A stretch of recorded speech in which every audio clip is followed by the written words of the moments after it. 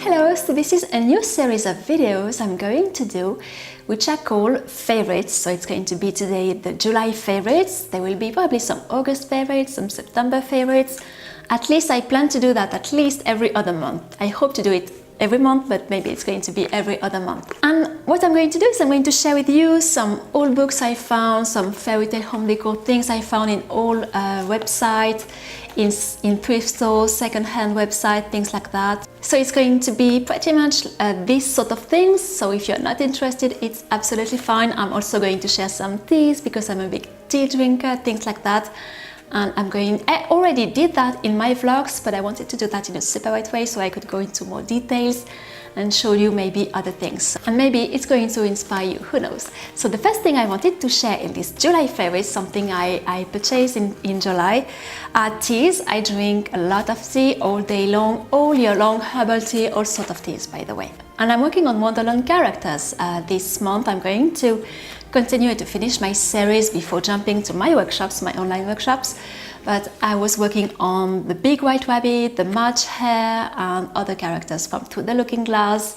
And of course, you drink a lot of tea when you work on Wonderland characters. And I wanted to find some tea which would remind me of England. So I found this one by Le Palais, which is a brand I find easily here. There is a tea shop who sell this brand, so I can find it very easily. It's a French brand who sell very, very nice teas. And I found Le Thé des Lords, which is one of the classic in the rooibos version. It was a very delicious one. And English Garden, which is really nice too. It's a herbal tea, very, very nice for summer. It was really nice to drink that as I'm working on my Wonderland characters. I would love to know what sort of summer teas you drink in summer, if you have some preferences. I love tea, I drink tea all year long, so I would love maybe to know what sort of tea you drink. I also have a lot of old books to share with you. I've been in the old bookshop, the one I adore. I mentioned it in many, many videos. Here, when my guest was here, we stayed quite a long time there and we found, as usual, always many, many things. The big treasure I found was these magazines. It was a magazine published for children at the end of the 19th, beginning of the 20th century. And here it's a book with 1 year of magazine.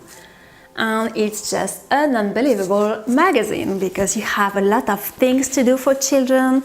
You have some paper dolls to cut, you have some nice old recipes, some plants to look at. Every month you have things to do in a seasonal way, so you really have to take care to the present and to the environment around you, the nature, all that. You have also very funny, nice recipes to do with very basic ingredients, not the sort of thing we easily have these days. We always have complicated ingredients. It wasn't the case at this time.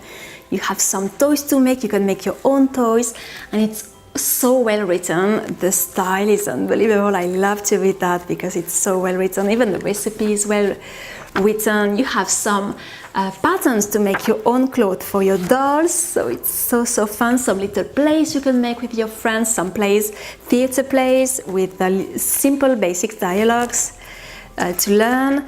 You have some paper furniture to do for your dollhouse. So, of course, you know, I'm a dollhouse person.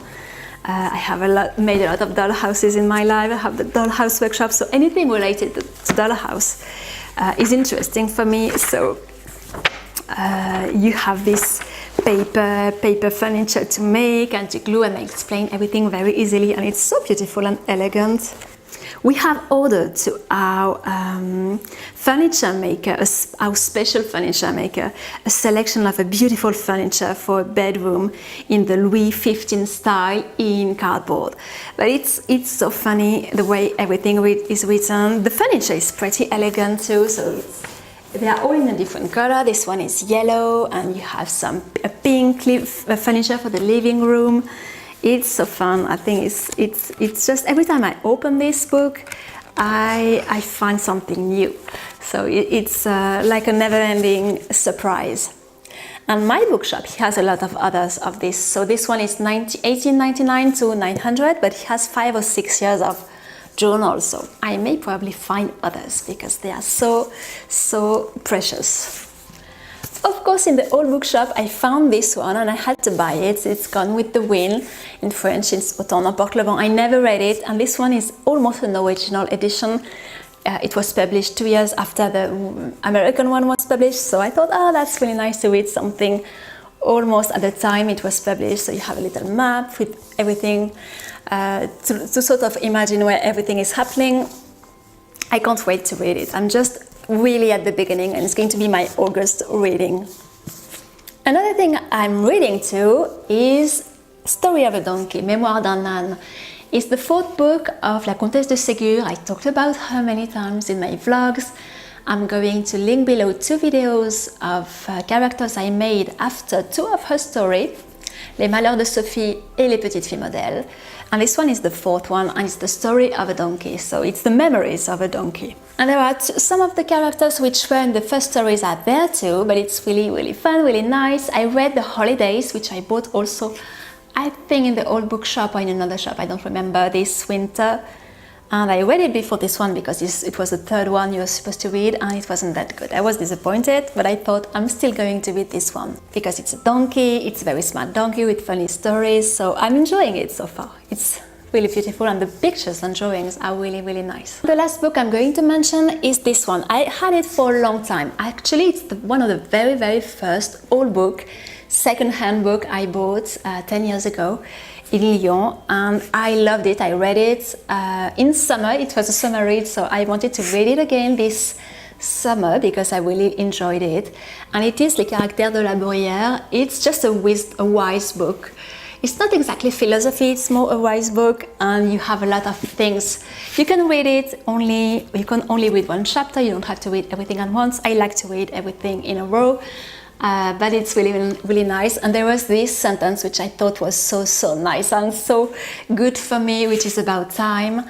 And I put it just above my desk to have it as a memory all the time, to have it as a reminder, because I'm not always good with the way I manage time, and I need to definitely improve on that. And what he says about that is so true. So that's what I had to copy, and I wrote a lot of sentences from his book because it's just wise, it's easy to understand, and it's just good.